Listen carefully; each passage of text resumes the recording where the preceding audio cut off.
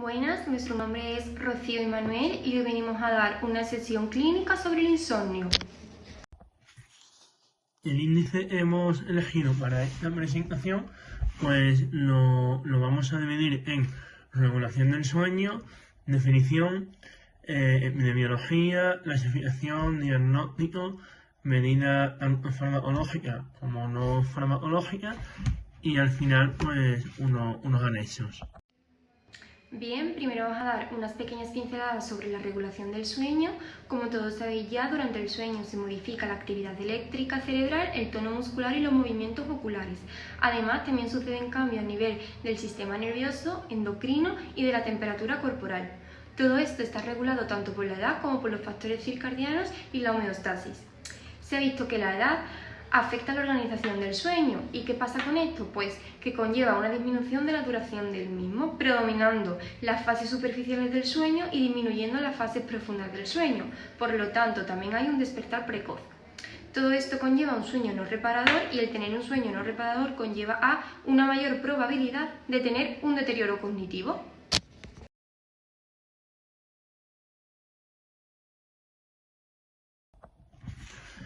La definición del insomnio, pues el insomnio no lo podemos catalogar como una falta de sueño que sea voluntaria o una serie de quejas a la hora de dormir que sean todo de forma voluntaria. El insomnio en sí repercute en el funcionamiento normal del día a día de las personas que lo sufren. Son personas que no van a poder dormir durante la noche, pero tampoco van a poder dormir durante el día siguiente. Todas las personas que no duerman por la noche, pero se ven todo el día durmiendo al día siguiente, pues no lo podemos considerar como insomnio, porque al final son personas que durante el siguiente día descansan. En definitiva, es una hipervigilancia constante durante 24 horas al día. Con respecto a su epidemiología, se ha visto que predomina sobre todo en mayores de 65 años, de los cuales el 40% viven en casa, pero un 60% viven en residencias. Además, hay mayor prevalencia de las quejas de sueño que de insomnio como diagnóstico, y esto que conlleva pues a un sobretratamiento. Con respecto al sexo, se ha visto que en mayores de 65 años es más frecuente en mujeres, pero a partir de los 85 la frecuencia se iguala entre hombres y mujeres. Además de la edad, hay que tener en cuenta otras alteraciones que son más frecuentes en ancianos por sus malos hábitos para dormir, la inadaptación a la situación social, sobre todo cuando cambian de su domicilio de toda la vida a la residencia, posibles hospitalizaciones, patologías orgánicas que influyen en el sueño, además de una polimedicación. Muchos ancianos tienen un elevado uso de fármacos que afectan al sueño. Tenemos varias formas de clasificarlo, según el tipo de queja, según la duración o según la causa. Según el tipo de queja, pues lo más frecuente es que sea un retraso en el inicio del sueño. Puede ser también alteraciones en la continuidad del sueño, despertar temprano, sueño que no sea reparador. En cuanto a la duración, pueden ser transitorios si duran menos de una semana. Normalmente son por factores estresantes.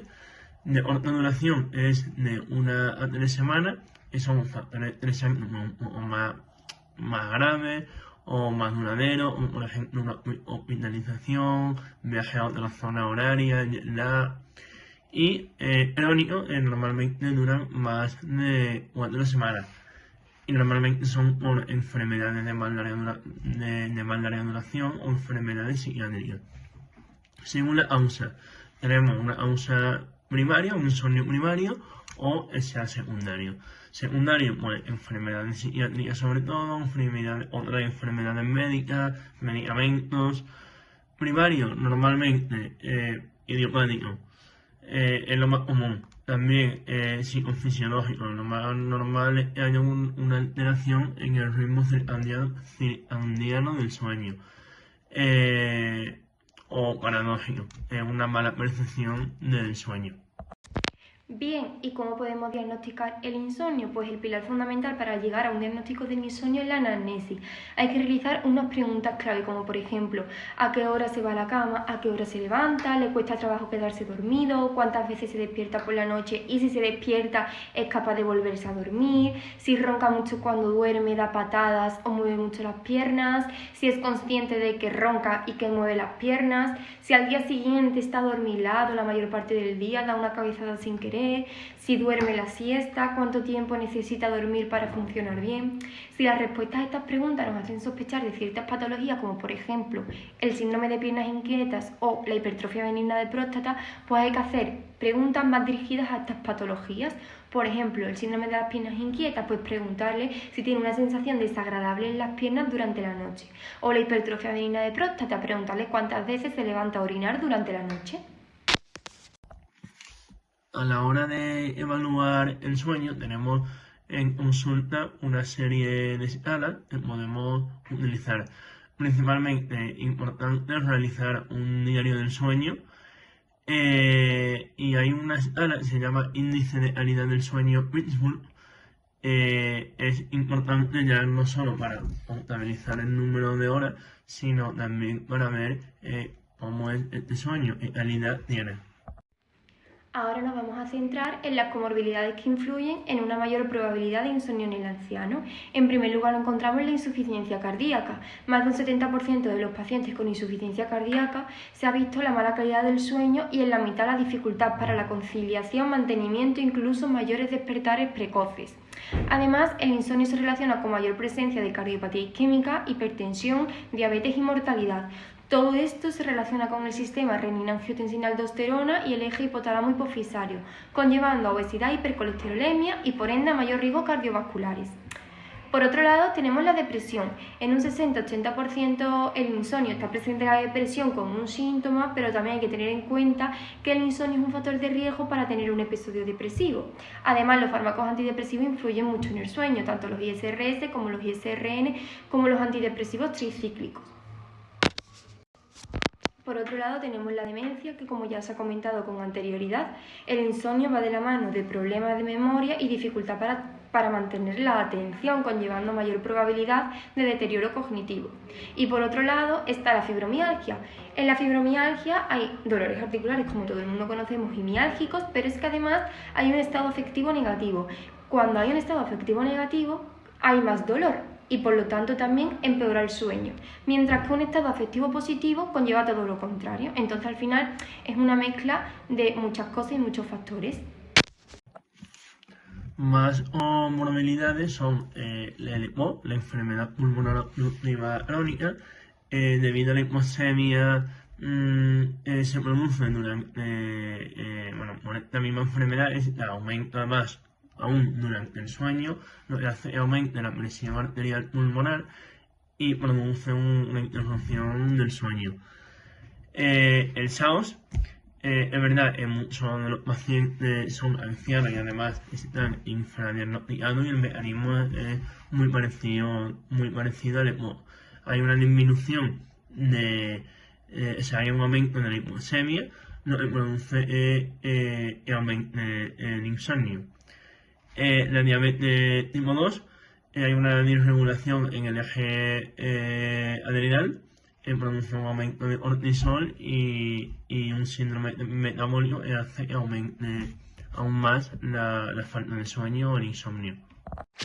También es importante mencionar el dolor, que ya lo hemos mencionado un poquito antes con respecto a la fibromialgia, porque influye tanto en los mecanismos fisiopatológicos como en los fármacos para paliar el dolor.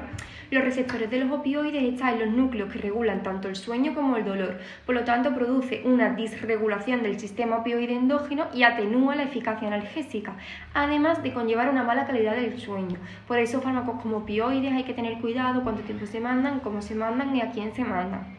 Y por otro lado tenemos los fármacos que conllevan a mayor insomnio. Entre ellos se ha estudiado por varias guías y varios estudios y ensayos clínicos que los anticolinérgicos, los antipsicóticos, antiparkinsonianos, antieméticos ansiolíticos, antidepresivos, los corticoides, la efedrina, antihistamínicos, antieméticos, betagonistas, incluso la cafeína, conlleva a una mala calidad del sueño. Por lo tanto, es importante siempre revisar la medicación de los pacientes, sobre todo ancianos que son pacientes polimedicados. Esto es algo muy importante. Dentro del abordaje del tratamiento del insomnio, vamos a tener tanto medidas farmacológicas como no farmacológicas. Para hacer un buen tratamiento debemos hacer un abordaje integral, tanto con medidas higiénico-dietéticas, terapias conductuales y medidas farmacológicas si son necesarias. Las medidas no farmacológicas principalmente son medidas higiénico-dietéticas normales que todos conocemos.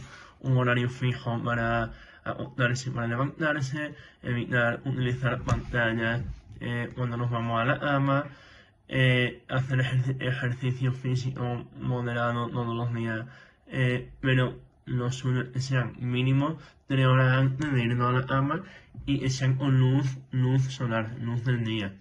Evitar bebidas energéticas con cafeína, evitar alcohol, tabaco, buenas condiciones ambientales para dormir. Por otro lado, también tenemos la terapia cognitivo-conductual, que podría plantearse en atención primaria, al igual que se hace terapias para el tabaco, los grupos GRUSES o GRAFA, ya que al final hay un abuso de benzodiazepinas en la población y esto podría ser una ayuda para evitar la toma de estos fármacos, para lo menos para disminuir la frecuencia de la toma de estos fármacos. Se podría hacer técnicas como la enseñanza del control de estímulos, pues dejar algunas pautas, como por ejemplo, pues si tienes sueño, hay que levantarse de la cama, realizar alguna actividad relajante y luego volver a la cama, no dar vueltas y ponernos más nerviosos. Enseñar a hacer técnicas de relajación y respiración abdominal o diafragmática para realizar una meditación y poder relajarnos y dormir mejor. En conclusión, al final, lo que hay que enseñar es una higiene del sueño y además las terapias no farmacológicas es algo necesario, es algo esencial que se debe combinar con la terapia farmacológica si existiese falta. Y nosotros como médicos de atención primaria deberíamos enseñarlo. Los principales neurotransmisores participan en el sueño vigilia, los vamos a dividir principalmente en dos grupos: los que van a mantener la vigilia y los que van a promover el sueño. Los que van a promover la vigilia, los que van a mantener la vigilia, pues tenemos la orexina, la noradrenalina, la dopa, serotonina. Y los que van a promover el sueño, principalmente el GABA, la adenosina y la melatonina. Dentro de los grupos de los que promueven el sueño, los fármacos van a favorecernos principalmente. Tenemos los agonistas de melatonina 1 y los agonistas de melatonina 2, que son los que vamos a utilizar principalmente. Hay que valorar todos los grupos farmacológicos que pueden ser empleados en el anciano con insomnio desde una perspectiva de riesgo-beneficio, ya que son pacientes pluripatológicos polimedicados donde influyen muchísimos factores. En primer lugar, vamos a hablar de lo más utilizado, las benzodiazepinas y sus análogos. Las benzodiazepinas son hipnóticos como el lorazepam, el metazepam, diazepam, midazolam y son los más empleados. Y los análogos son el zolpidem y la zopiclona. Los análogos son mejores que las propias benzodiazepinas desde el punto de vista de la calidad del sueño. El inconveniente de estos fármacos es que disminuye la fase REM y las fases del sueño profundo. Ambas son necesarias para el sueño reparador y además produce una tolerancia y una dependencia en los ancianos, y en general en todos los pacientes. También además tiene una metabolización hepática por la enzima CYP450, por lo que interacciona con otros muchísimos fármacos.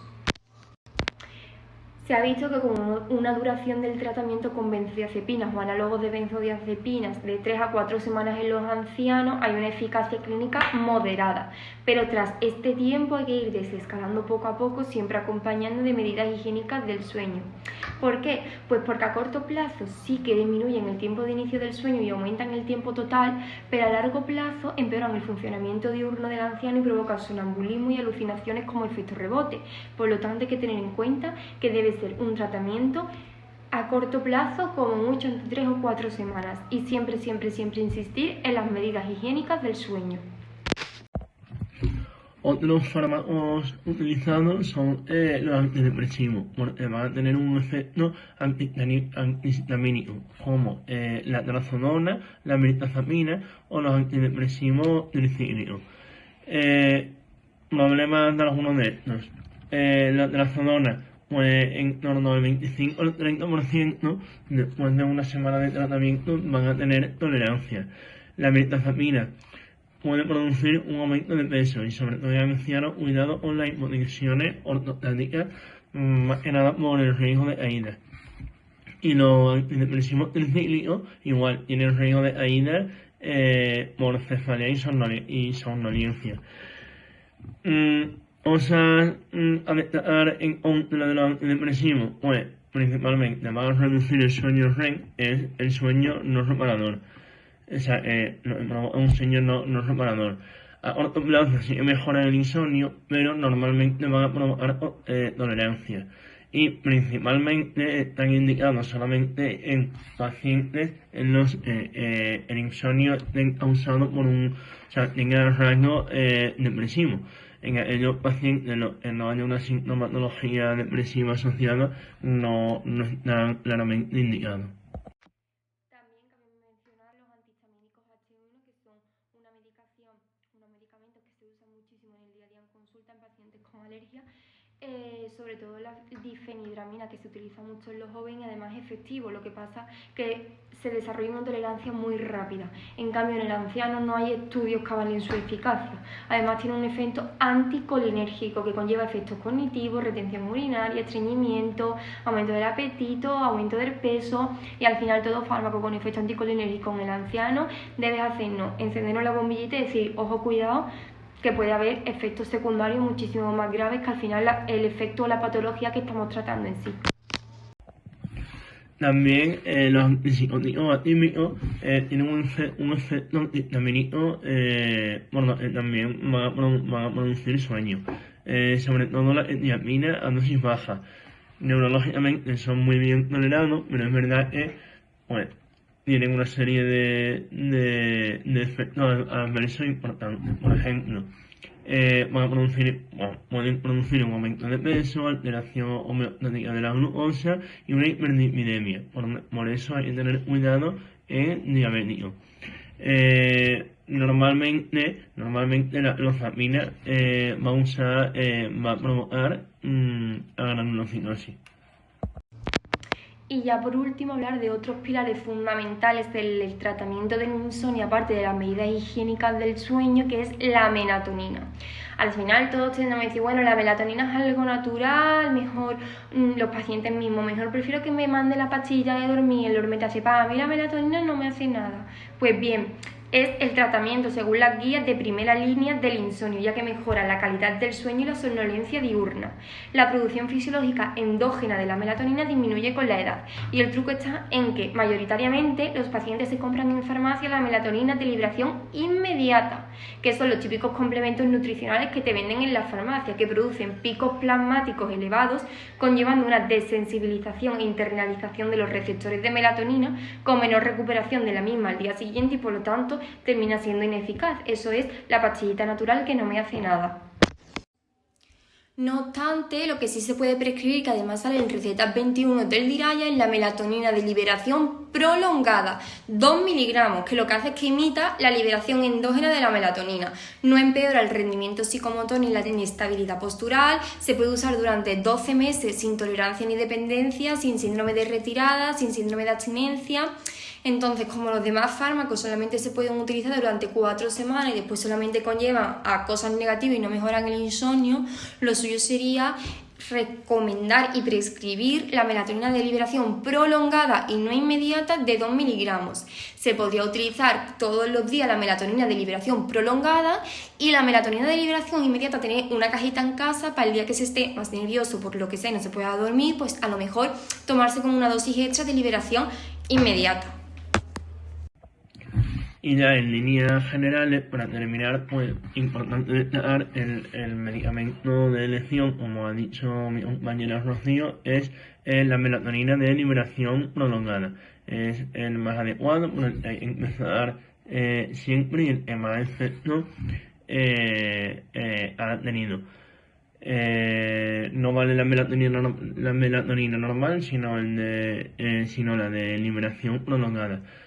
También la parasomnia y cuidar el entorno para evitar lesiones, y normalmente lo que se utiliza es el lorazepam, de 0,5 a 2 miligramos. Luego, y al final ya, pues os dejamos una tabla y una tabla que podemos utilizar en la consulta. Bueno, y daros las gracias por ver este vídeo, esperamos que estéis aprendiendo muchísimo, y aquí os dejamos unos anexos que en el centro de salud lo hemos podido repartir en papel, pero bueno, aquí os lo podemos dejar vía online, que os puede hacer falta y daros mucha ayuda en consulta. Muchas gracias y un saludo.